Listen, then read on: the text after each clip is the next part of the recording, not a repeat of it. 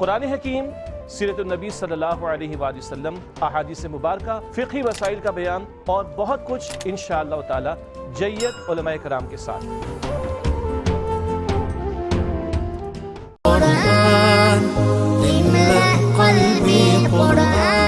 الحمدللہ رب العالمین الرحمن الرحیم مالک یوم الدین ایاک نعبد و ایاک نستعین اہدنا الصراط المستقیم صراط الذین انعمت علیہم غیر المغضوب علیہم ولا الضالین آمین۔ صدق اللہ العظیم۔ اللہم صلی علی محمد وعلی آل محمد وبارک وسلم۔ رب اشرح لی صدری ویسر لی امری واحلل عقدۃ من لسانی یفقہوا قولی واجعل لی وزیرا من اہلی آمین یا رب العالمین۔ ناظرین کرام، السلام علیکم ورحمۃ اللہ وبرکاتہ۔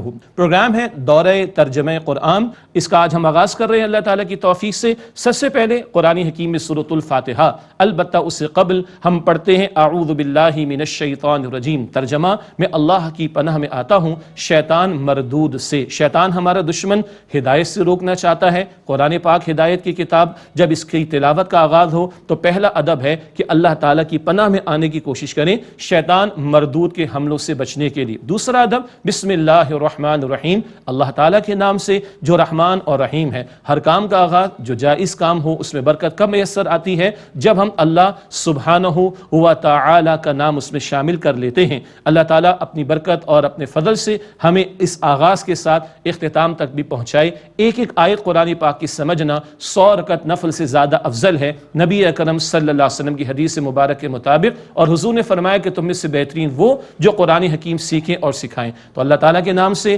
ہم دورہ ترجمہ قرآن کا آغاز کر رہے ہیں۔ سب سے پہلے سورۃ الفاتحہ، طلب ہدایت کی دعا بھی اس میں سکھائی گئی۔ سورۃ الفاتحہ کو ام الکتاب، کتاب کی جڑ اور بنیاد بھی کہا گیا، الفاتحہ بھی کہا گیا۔ اس سے قرآن پاک کا آغاز ہوتا ہے۔ اس میں ہمارے تینوں بنیادی عقائد، توحید اور آخرت اور رسالت کا ذکر بھی آتا ہے۔ اس صورت میں اللہ اور بندے کا ایک تعلق ہے جو بیان کیا جا رہا ہے۔ اس صورت میں ایک سلیم الفطرت انسان کے جذبات کی ترجمانی ہے جو ہمارے سامنے آ رہی ہے۔ آئیے ایک مرتبہ سورۃ الفاتحہ کا ترجمہ کرتے ہیں، پھر تھوڑی سی وضاحت بھی انشاءاللہ۔ الحمدللہ رب العالمین، تمام تعریف، تمام شکر اللہ سبحانہ وتعالی کے لیے جو تمام جہانوں کا رب ہے۔ الرحمن الرحیم، انتہائی رحم فرمانے والا، ہمیشہ مسلسل رحم فرمانے والا ہے۔ مالک یوم الدین، بدلے کے دن کا مالک ہے۔ ایاک نعبد، اے اللہ ہم تیری ہی عبادت کرتے ہیں، اور ایک اور ترجمہ، اور کرتے رہیں گے۔ وایاک نستعین، اور تجھ ہی سے مدد مانگتے ہیں، اور ایک اور ترجمہ، اور مانگتے رہیں گے۔ اہدنا الصراط المستقیم، ہمیں سیدھے راستے کی ہدایت عطا فرما۔ صراط الذین انعمت علیہم، راستہ ان کا اے اللہ جن پر تو نے انعام فرمایا۔ غیر المغضوب علیہم، نہ وہ جن پر غضب کیا گیا، ولا الضالین، اور نہ وہ جو گمراہ ہوئے۔ یہ سورۃ الفاتحہ مکمل ہوئی، البتہ اس کے بعد ایک ادب ہے جو حدیث مبارک میں آیا، آمین کہنا چاہیے۔ آمین کا ترجمہ ہے اے اللہ قبول فرما، اے اللہ ایسا ہی ہو جائے۔ سورۃ الفاتحہ چند احادیث کا حاصل قرآن حکیم کی عظیم ترین سورت ہے۔ اسی طرح لا صلاۃ الا بفاتحۃ الکتاب، سورۃ الفاتحہ کے بغیر نماز نہیں ہوتی۔ ایک حدیث مبارک میں کہ دو نور ایسے ہیں جو حضور علیہ السلام کے سوا کسی کو عطا نہ ہوئے، ایک نور قرآن حکیم میں سورۃ الفاتحہ، اور دوسرا سورۃ البقرہ کی آخری 2 آیات۔ اسی طرح اس کو تعلیم مسئلہ بھی کہا گیا، یعنی دعا کرنے کا ادب بھی اس صورت میں بتایا گیا۔ اور ایک حدیث مبارکہ میں بڑا پیارا انداز آتا ہے جہاں اللہ تعالیٰ حدیث قدسی میں فرماتا ہے کہ میں نے الصلاۃ کو، سبحان اللہ، سورۃ الفاتحہ کو الصلاۃ کہا گیا، میں نے الصلاۃ یعنی سورۃ الفاتحہ کو اپنے اور اپنے بندے کے درمیان آدھا آدھا تقسیم کر لیا۔ اس سورہ مبارکہ کی 3.5 آیات اللہ تعالیٰ سے متعلق ہیں اور 3.5 آیات بندے سے متعلق ہیں۔ اس کو بھی انشاءاللہ تعالیٰ ہم سمجھیں گے۔ پہلی 3 آیات میں توحید اور آخرت کا تذکرہ بھی ہے، اور پہلی 3.5 آیات میں اللہ ہی اللہ کا ذکر ہے۔ اگلی 3.5 آیات میں بندے کی حاجت کا، بندے کی ذمہ داری کا، بندے کی محتاجی کا تذکرہ بھی ہے، اور راہ ہدایت کے ساتھ ہدایت یافتہ لوگوں کا طرز عمل اختیار کرنا اور ان کی راہ پر چلنا بھی ضروری ہے، اس کا بھی تذکرہ ہمارے سامنے آتا ہے۔ ناظرین کرام، یہ مختصر وقت ہے، اس سے بہت زیادہ تشریح کا موقع نہیں، البتہ جب انشاءاللہ ہم سورہ ہجر کی آیت نمبر 87 کا مطالعہ کریں گے، وہاں بھی سورۃ الفاتحہ کی عظمت کا ذکر آیا، وہاں بھی کچھ باتیں آپ کے سامنے رکھیں گے۔ اس وقت مختصر تذکرہ، اب آئیے تشریح کے اعتبار سے۔ الحمدللہ رب العالمین، تمام تعریف، تمام شکر اللہ سبحانہ و تعالیٰ کے لیے جو تمام جہانوں کا رب ہے۔ تعریف اللہ ہی کے لیے، کل کائنات کا خالق و مالک اللہ، کروڑا کروڑ نعمتیں دینے والا اللہ سبحانہ و تعالیٰ، اس کا پہلا تعارف وہ رب العالمین ہے۔ انسان اس کائنات میں، اس دنیا میں موجود وسائل سے فائدہ اٹھاتا ہے، یہ ربوبیت کے مظاہر ہیں، مگر منبع ربوبیت کون ہے؟ یہ ربوبیت کے مظاہر دینے والا کون؟ وہ اللہ سبحانہ و تعالیٰ۔ تو اس کائنات پر غور و فکر کر کے، اس وجود میں غور و فکر کر کے بندے کو تسلیم کرنا چاہیے، کوئی تو ہے جو نظام ہستی چلا رہا ہے، وہی خدا ہے۔ اللہ کا پہلا تعارف وہ رب ہے تمام جہانوں کا، ہر ایک ایک حاجت کو پورا فرمانے والا۔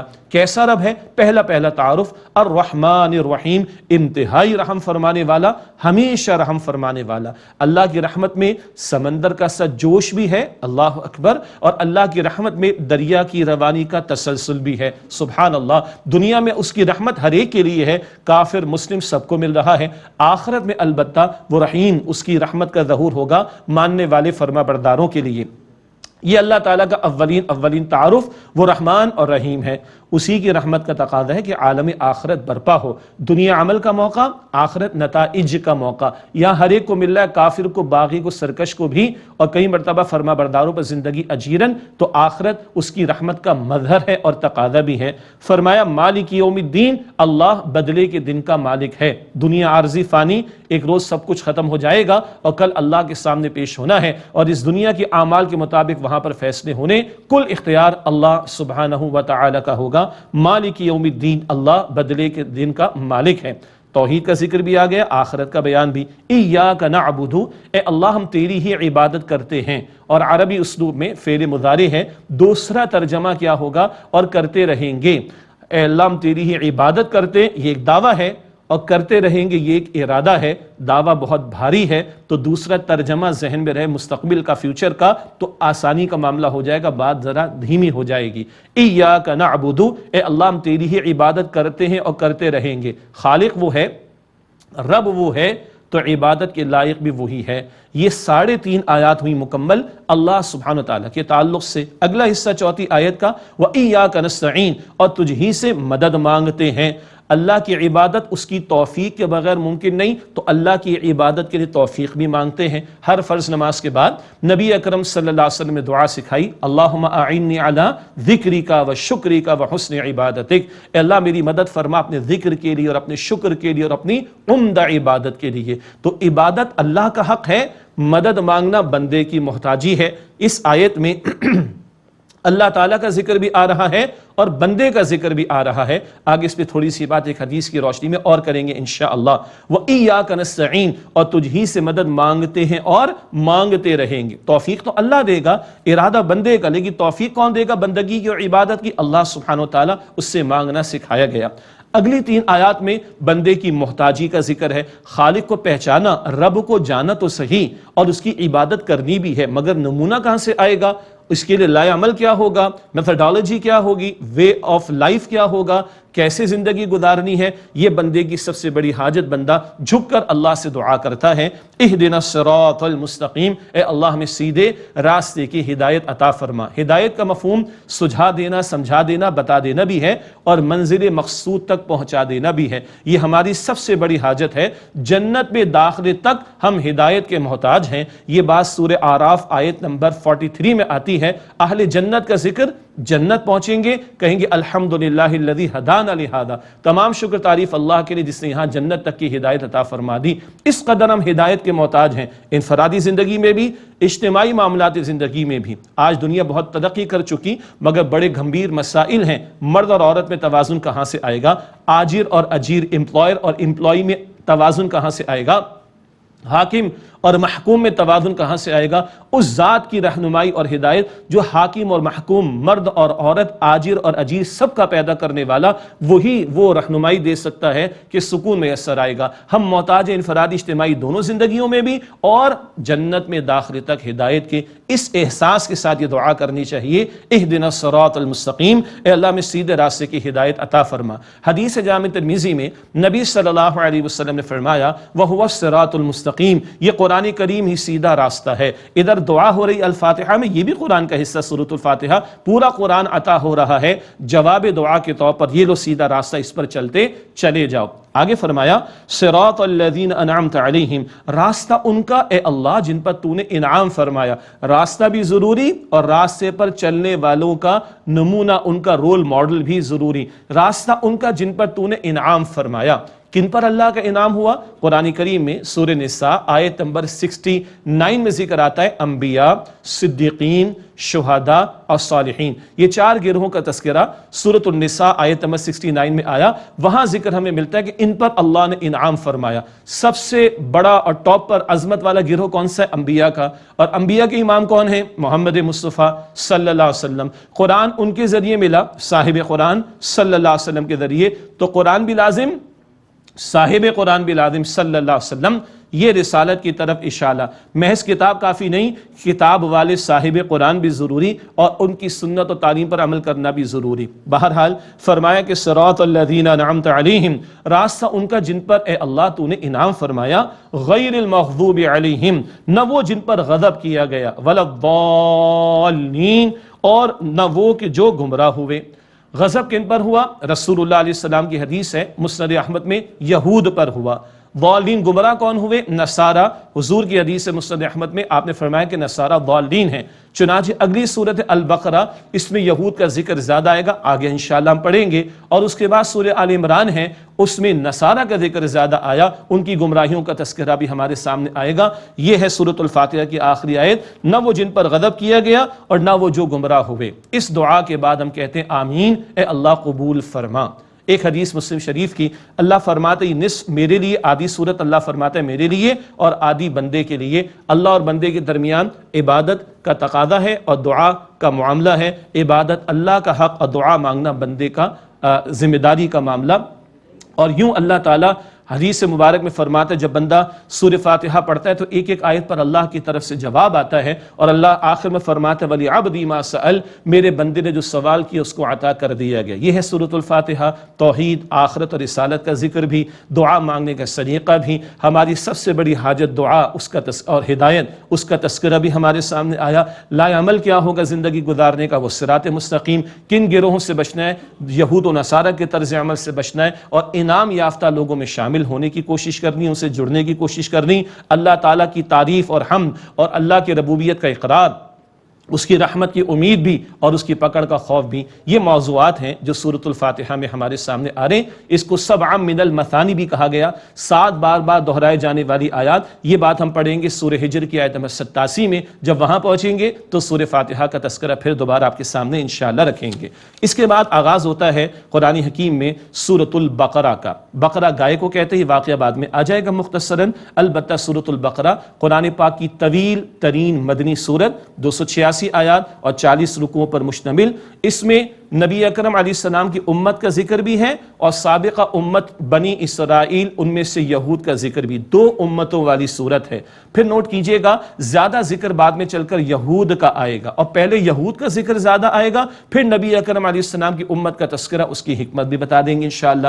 مدنی صورت ہے تو ذہن میں رکھیں 13 برس مکہ مکرمہ میں حضور نے گزارے، مکی قرآن نازل ہو چکا، مکی صورتیں آ چکی، اور وہ 2/3 قرآن ہے۔ نوٹ کیجئے گا 2/3 قرآن اس سے قبل نازل ہو چکا۔ وہاں بہت ساری تفصیلات ہیں جو ہم مصحف اور تلاوت کی ترتیب میں بعد میں پڑھیں گے انشاءاللہ تعالی۔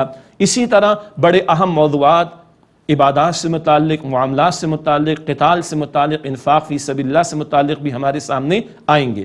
پہلے 4 رکوعوں میں اللہ تعالیٰ نے مکی صورتوں کے مضامین کا خلاصہ بھی ہمیں عطا کیا، اور کامیاب ہونے والا گروہ، ناکام ہونے والا گروہ اور منافقین، ان کا تذکرہ بھی سامنے آئے گا۔ قرآن کریم کی بنیادی دعوت، توحید، آخرت اور رسالت کا تذکرہ، انسان کو خلافت کا عطا کیا جانا، یہ مضامین ہیں جو پہلے 4 رکوع میں انشاءاللہ تعالی ہمارے سامنے آئیں گے۔ مزید وضاحت ہوتی رہے گی۔ اب آئیے سورۃ البقرہ کا آغاز کرتے ہیں انشاءاللہ تعالی۔ بسم اللہ الرحمن الرحیم۔ الف لام میم، انہیں حروف مقطعات کہتے ہیں۔ قطع کرنا، علیحدہ علیحدہ کر کے پڑھنا۔ مفسرین کا اکثر اتفاق ہے کہ ان کے مفاہیم ہمارے علم میں نہیں۔ ایک بہتر رائے یہ ہے کہ یہ اللہ تعالیٰ اور رسول اللہ علیہ السلام کے درمیانی کا راز ہے اور حضور علیہ السلام نے ان حروف کی وضاحت نہیں فرمائی۔ البتہ یہ قرآن پاک کا حصہ، ان کی تلاوت پر اجر ہمیں ملتا ہے۔ الف لام میم ذالک الکتاب لا ریب فیہ، یہ ہے وہ کتاب، اس میں کوئی شک نہیں۔ دنیا کی بہت ساری تھیوریز بدل جاتی ہیں، ریسرچ بدل جاتی ہے، اللہ کا کلام اس دعوے سے شروع ہوتا ہے اس میں کوئی شک نہیں، اس میں کوئی تبدیلی ممکن نہیں، یہ اللہ ہی کے کلام میں ہو سکتا ہے، مخلوق کے کلام میں دعویٰ نہیں ہو سکتا۔ یہ ہے وہ کتاب، ایک اشارہ صراط مستقیم مانگ رہے ہو، اس کتاب کے ذریعے صراط مستقیم عطا ہو رہی ہے، مگر کنہیں ہدایت ملے گی؟ آگے فرمایا ہدی للمتقین، متقین کے لیے ہدایت ہے۔ یہ قرآن پاک کا اولین تعارف، اس سے ثواب ملتا ہے، اس سے برکت بھی ملتی ہے۔ البتہ پرائمریلی، بنیادی طور پر قرآن حکیم ہدایت کی کتاب ہے۔ اچھا، ہدایت کن کو ملے گی؟ للمتقین، متقین کو۔ متقین کون ہوتے ہیں؟ خوف خدا رکھنے والے، گناہوں سے بچنے والے۔ اللہ تعالیٰ انہی لوگوں میں ہمیں شامل فرمائے۔ آگے 5 صفات آ رہی۔ قرآن کن کو ہدایت دے گا؟ متقین کو۔ تو قرآن کی تعلیم کی روشنی میں کیسا کردار آنا چاہیے سامنے، کیسی صفات آنی چاہیے سامنے؟ پہلے گروہ متقین کا بیان فرمایا، الذین یؤمنون بالغیب، جو غیب پر ایمان رکھتے ہیں، ظاہر پرستی میں مبتلا نہیں، زندگی کا ایک براڈ اور بہت بڑا ویژن رکھتے ہیں اور عالمی غیب پر بھی وہ ایمان رکھتے ہیں، غیب کے معاملات پر بھی ایمان رکھتے ہیں۔ یہ پہلا تقاضا، الذین یؤمنون بالغیب، وہ جو غیب پر ایمان رکھتے ہیں، ویقیمون الصلاۃ، اور نماز قائم کرتے ہیں، ایمان کا دعویٰ ہی نہیں کرتے، اس کے تقاضوں پر عمل کرتے، نماز قائم کرتے ہیں۔ وَمِمَّا رَزَقْنَاهُمْ يُنْفِقُونَ، اور جو ہم نے انہیں رزق میں سے عطا فرمایا اس میں سے خرچ کرتے ہیں۔ بدنی عبادت، نماز بھی ادا کرتے ہیں، مالی عبادت خرچ بھی کرتے ہیں، جان و مال کو اللہ کی عبادت کے لیے لگاتے ہیں۔ سبحان اللہ۔ وَالَّذِينَ يُؤْمِنُونَ بِمَا أُنزِلَ إِلَيْكَ وَمَا أُنزِلَ مِن قَبْلِكَ، اور جو اس پر ایمان رکھتے ہیں جو اے نبی علیہ السلام آپ پر نازل کیا گیا اور جو آپ سے پہلے نازل کیا گیا، یعنی براڈ مائنڈڈ ہیں۔ پچھلی تمام وحی جو پچھلے انبیاء کو عطا ہوئی ان سب پر ایمان، اور اب آخری پیغام محمد مصطفیٰ علیہ السلام کو عطا ہوا اس پر بھی ایمان۔ ایمان والے براڈ مائنڈڈ ہوتے ہیں، ہم مسلمان براڈ مائنڈڈ ہیں، لوگ ہمیں نیرو مائنڈڈ کہتے ہیں۔ ہم تو موسیٰ علیہ السلام کو نہ مانے تو ایمان والے نہیں ہو سکتے، ہم عیسیٰ علیہ السلام کو نہ مانے ہم ایمان والے نہیں ہو سکتے، ہم براڈ مائنڈڈ ہیں۔ تو ایمان رکھتے ہیں اس پر جو آپ سے پہلے نازل کیا گیا اور اس پر جو آپ پر نازل کیا گیا۔ یہ نہیں فرمایا آپ کے بعد، کیوں؟ حضور علیہ السلام آخری پیغمبر، اب کوئی اور رسول نبی نہیں آئیں گے۔ وَبِالْآخِرَةِ هُمْ يُوقِنُونَ، اور وہ آخرت پر یقین رکھتے ہیں۔ ایمان کا اگلا اسٹیپ ہے یقین، اور یقین دل میں ہو تو عمل سیدھا ہوتا ہے۔ جتنا آخرت پر یقین پختہ، ہمارے اعمال اتنے درست ہوتے چلے جائیں گے۔ اللہ یہ صفات ہم سب کو عطا فرمائے۔ ایسے لوگوں کے بارے میں فرمایا، اولئک علی ھدی من ربہم، یہ وہ لوگ ہیں جو اپنے رب کی طرف سے ہدایت پر ہیں، واولئک ھم المفلحون، اور یہی لوگ فلاح یعنی اصل کامیابی حاصل کرنے والے۔ اللہ انہی لوگوں میں ہمیں شامل فرمائے۔ تو قرآن کی دعوت کو قبول کرنے والے یہ لوگ ہیں، قرآن کی دعوت پر عمل کرنے والوں کا طرز عمل ایسا، اور ان کے لیے کامیابی کی نوید اللہ کی طرف سے۔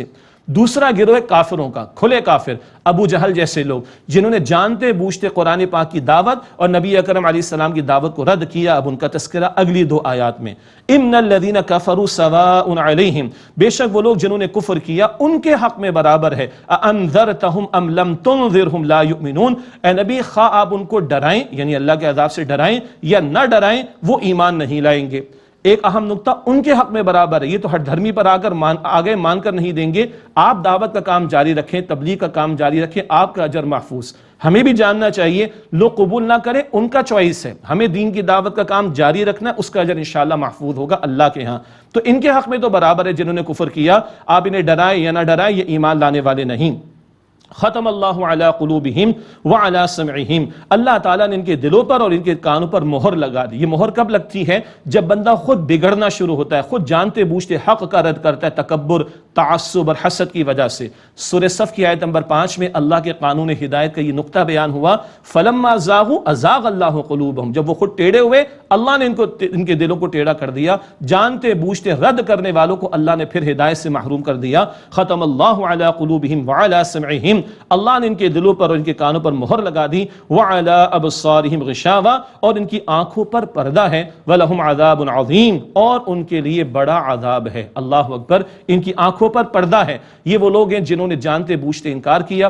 ہمیں ڈرنا چاہیے۔ حدیث میں ذکر آتا ہے بندہ گناہ کرتا ہے نا، دل پہ سیاہ نقطہ لگا دیا جاتا ہے، توبہ کر لے اللہ معاف کر دیتا ہے، گناہ میں لگا رہے پڑا رہے لگا رہے پڑا رہے گناہ میں، سارا دل سیاہ ہو جاتا ہے۔ اللہ اس برے انجام سے ہمیں محفوظ فرمائے۔ یہ کھلے کافروں کا گو کے ذکر ہے، ہمیں ڈرنا چاہیے کہ کہیں ہم ہدایت سے محروم نہ ہو جائیں۔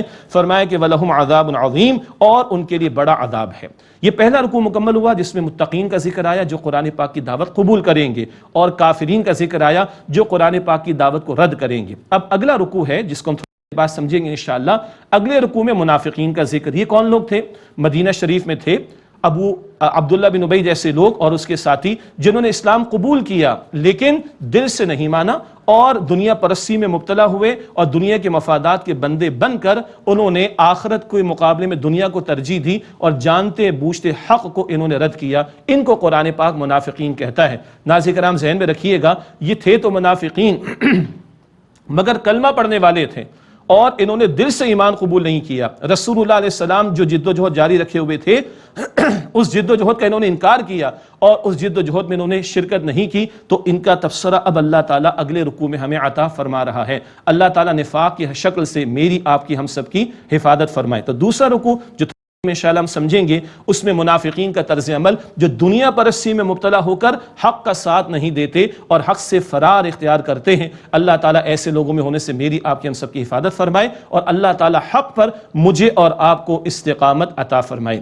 ناظرین کرام، یہ سلسلہ انشاءاللہ تعالیٰ رہے گا جاری، اور اللہ تعالیٰ کی توفیق سے دورہ ترجمہ قرآن کا سلسلہ مزید آگے ہم بڑھائیں گے۔ اللہ تعالیٰ میری آپ کی ہم سب کی اور تمام مسلمانوں کی مغفرت فرمائے۔ اللہ قرآن پاک سے تعلق کی مضبوطی عطا فرمائے، جہنم سے آزادی عطا فرمائے، اور جنت الفردوس میں ہم سب کو جگہ عطا فرمائے۔ آمین یا رب العالمین۔ وآخر دعوانا ان الحمد للہ رب العالمین، والسلام علیکم ورحمۃ اللہ وبرکاتہ۔